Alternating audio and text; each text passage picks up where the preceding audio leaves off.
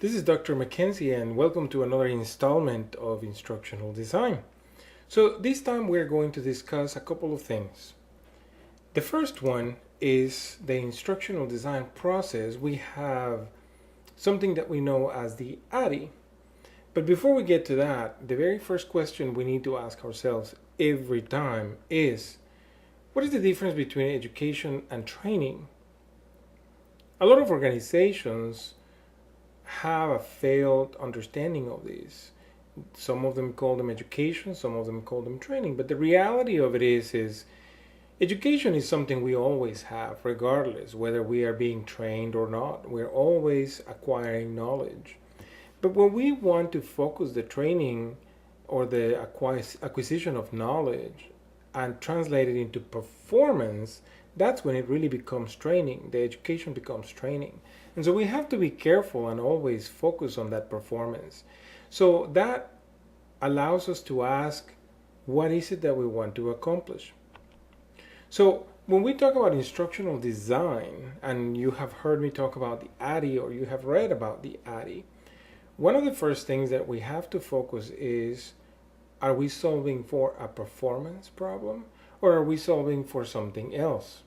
And so it can be a communication, it can be awareness, it can be a number of assortment of things. But we have to be careful. Usually training focuses on the performance. So when we're talking about the ADDIE model, we usually begin, how the ADDIE stands for analysis, design, development, implementation, and evaluation. So we have to begin with the very first step, and that is analyzing the problem. And so that's again when we get to ask, what are we trying to solve for? Usually we have to solve for performance. But if we do not have a good understanding of what we are solving for, that's usually when we have to take a step back and decide, what are we doing? What are we solving for? So once we have figured out the need or what the problem is, and we have responded in that, or we have found a response in that it is in fact training that is going to get us to performance, then we have to conduct a learner analysis and a context analysis. Basically, the learner analysis is trying to figure out who is it that we are going to design for. Depending on that, we are going to answer a lot of questions, including platform. Sometimes pacing is important, sometimes display is important. But the learner is going to give us that response.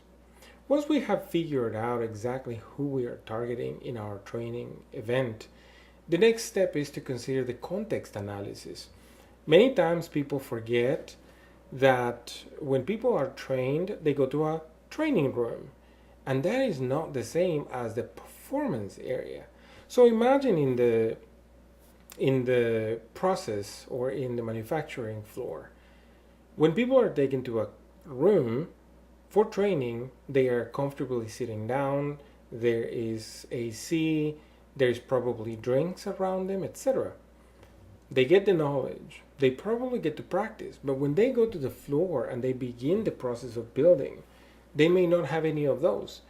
Therefore, you're going to find that the training and what you tested in the training worked out well. But when you go to the floor, you see that they don't necessarily behave the same way. And so many people ask, well, what happened? The training was well designed. And maybe the training is well designed, but how it was presented in terms of the context, it was given in a different context than when the knowledge or where the knowledge is going to be put in practice. So we have to keep in mind that. Once we have that, we go to the task analysis. It's extremely important. If we don't understand what tasks we are training for or we are solving for, we cannot necessarily create an outline. We cannot necessarily design a training. So it is important that we take a step back and we consult with the experts and figure out what those tasks are and figure out whether they are tasks that can be done individually or they need to be collaboratively or they need to be done with machinery or not. So it is very important that we talk about the task analysis. If you have the opportunity to watch a video, the peanut butter and jelly sandwich creation from Dr. Shuck, one of my colleagues, you will see the importance of the task analysis. So I hope you guys dive a little further into this. When we have done a task analysis, then we can move into the instructional objectives. And essentially what happens at that point is the different tasks will have given you an idea what are the things that you want to convey to the trainees or the participants so that they can increase or improve their performance. So the objectives are extremely important. And then there is another section about objectives and how to best construct them. However, the point here is they need to be developed once we have completed the task analysis. Then we have a context sequencing, and this is important. So if you have observed my class, or if you have been in another class, you have noticed that we not always follow the direction of the textbook we use in class. And that is primarily because I am sequencing the content that we have in the book in a way that it is going to help us best. For example, in this class, one of the things that we begin talking about is how do we evaluate. Once we have a good understanding of the evaluation methodology, then we can get back to the analysis and to the task analysis, etc., etc., etc. So the sequencing of content is very important.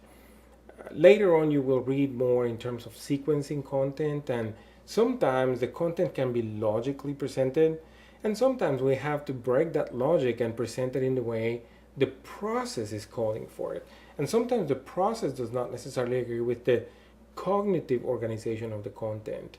And that's why it's important to do a context sequencing. Last but not least, in the design process, we have to consider the instructional strategies. And the instructional strategies essentially are going to be those things that are going to guide us in terms of how we are going to conduct the training.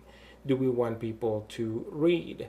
Do we want them to do pre-work? Do we want them to do a case study? Do we want to do a lecture? Do we want to do a demonstration? Are they supposed to reflect, interact, play a game, take a break cognitively speaking, etc.?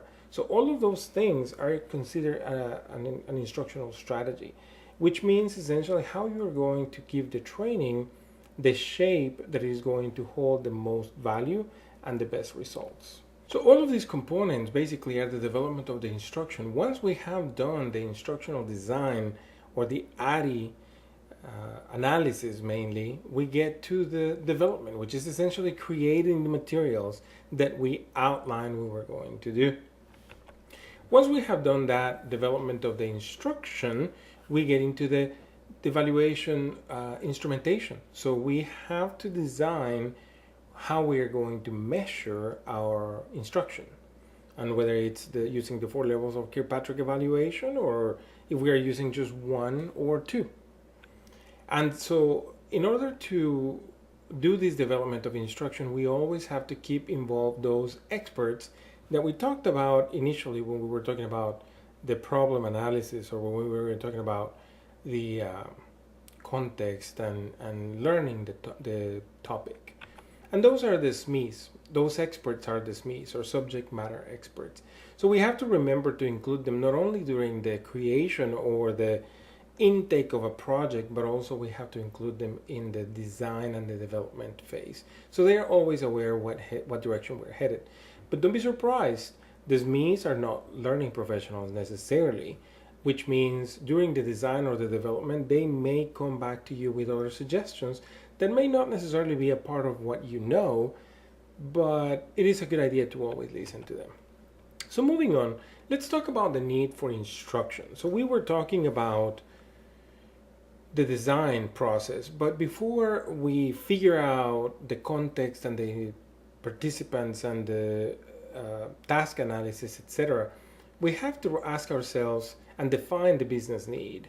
And usually the business need is going to be anything. It's going to be the reduction of errors. It's going to be the increase of engagement. It's going to be the enhancement of skills. But it is usually going to be very, very superfluous. So we have to be careful. But the business need is usually the one that is going to inform us where we are headed. Is it affecting the bottom line? Is it affecting production? Is it affecting business partners? Is it affecting the members, the customers, etc.? So we have to define that business need first. So we know what pond we are swimming in, to use an analogy. So once we have figured out the business need or the business requirements, if you will, then we can get into the question, can it be solved with training? And so here is very important. We need to begin a very, very sharp conversation where we can engage the business partners who are asking us to create training, and we need to ask them, is that going to be solved with training? So we need to ask quite a few questions that are going to give us that idea or that response. And usually one of the things that we need to do is conduct the needs assessment. And so those of you who have taken 673 or 663, you have experience around the needs assessment, and we have different phases around it, so we'll cover them shortly. But let's talk about the needs for a second. So we have a few type of needs. So we have the normative need. Usually this is something what you experience, say, in society or in an industry. So if it's a car industry, for example, the normative need is going to be something that is going to create assembly at a certain level, during a certain amount of time. So that is a normative need, because we need to reach certain levels that are based on the standards of an industry, for example. We also have the comparative need. That is usually when we say, well, we want to make sure we perform exactly like that company. We want to offer the customer service exactly like that or even better. So that's usually comparing those needs or standards. Another one is the felt need, and usually this is what we're going to hear, not only in the way the business partners come to us, but also in the way that it defines, or it is defined. So people usually come to learning professionals and they say, I feel like we need some training around fill in the blank. And so aside from the logical word usage, we also have to define, is it something they feel they need to get better or to improve quality or increase performance? Or is it simply something that they just feel like they want to do better? Kind of a wish list. Then we have the expressed need. Usually that comes in the shape of numbers. In the call center, for example, if you have a drop in response time or in call handle time, that is very expressed when you have those reports, and so you have to get better at that. Then we have the anticipated or future need. Usually companies don't focus on this. There are very few departments or business partners that focus on the future needs, and this is only when they have their house in order. And my experience so far has been that many companies do not necessarily have this. But part of the reason is because the industry keeps changing. So they keep adapting their strategy, which means they don't necessarily foresee what the future needs in terms of the workforce. So that's where training is left behind, because we don't have that conversation about future needs in terms of upskilling associates or employees, etc. And then we have the critical need, which is something that obviously manifests itself when we have compliance issues or when we have problems that are going to create a challenge financially for the organization. Shortage of supplies or shortage of product, etc. So once we have determined that need, then we can conduct a needs assessment.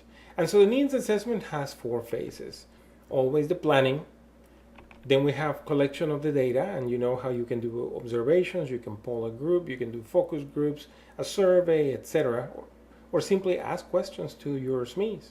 You can also, once you have done the collection of data in any of those mediums, you can do the analysis. And remember that you can do a qualitative analysis or a quantitative analysis. And actually, if you can do both, that is probably the sweet spot, because you have data that is quantifiable, but also the quality of that data will inform you best as to what areas you need to hit. And then the last step is the final report, which is essentially when you get back to your business client and you say, this is what we found, answering the question, is this something that can be solved with training? So your needs analysis will confirm whether it can be solved with training or not. And then the last piece here in this chapter is the 6 steps of goal analysis. The book calls to them as goals. I like to refer to them as key performance indicators. So on the left, you have the 6 steps. Ideally, you identify the aim, you set the goals, you refine them, then you need to rank them. Then you go back to refining them a little bit more once you have ranked them in 1, 2, 3, etc. And then you make a final ranking so that you can truly decide what you need to go after. So on the right column of this screen, you can see actually that the performance assessment is essentially what is going to give us that goal. Remember, performance. We always want to aim our training at some type of performance, whether it's increase engagement, increase production, decrease errors, increase effectiveness in X, whatever that is. And so I also like to call them key performance indicators, and these need to be very tangible. The examples that I used, handle time, minimization of errors, etc., those are quantifiable things. We need to reduce errors from 7 to 5 or from 10 to none. We need to lower the call handle time from 25 minutes of wait time to 5 minutes of wait time. And so those are very quantifiable key performance indicators. And then the last thing is those quantifiable measures are going to guide our results of the training, which means we now have good ground basis to ask as to the development of our training. So make sure you get those key performance indicators during that analysis process, so you can then assure yourselves that you are spending the time in creating something that is going to be of value. And when you implement it, you will see results, and everybody else will as well. And then the last piece is talking about the learning and instructional theory. And this is a little bit more theoretical, but definitely it is important. And so the importance of this, and I took this from our book. So there are a couple of comparisons. So we have the learning theory and the instructional theory. So the learning theory and the instructional theory, basically, the learning theory equates to how we learn as people. And then the instructional theory is actually saying how we ensure that the desired learning is going to take place. And so they are 2 different theories, and we're going to talk a little bit about the learning theories in just a second. But the instructional theory is essentially what we are going to apply once we know what we're solving for, those key performance indicators. And so at the bottom of the screen, you see the instructional design model is going to pretty much inform us on how we apply the instructional theory to create an effective lesson, module, unit, or huddle, whatever we want to call it. How to create it, applying instructional theory. And so here's where I get to the least favorite from usually almost anyone, the learning theories. So there are 4 learning theories. And as you can see on the screen, we have the cognitive theory. Paget is one of the influencers. However, you see him again in the constructivist or constructivism.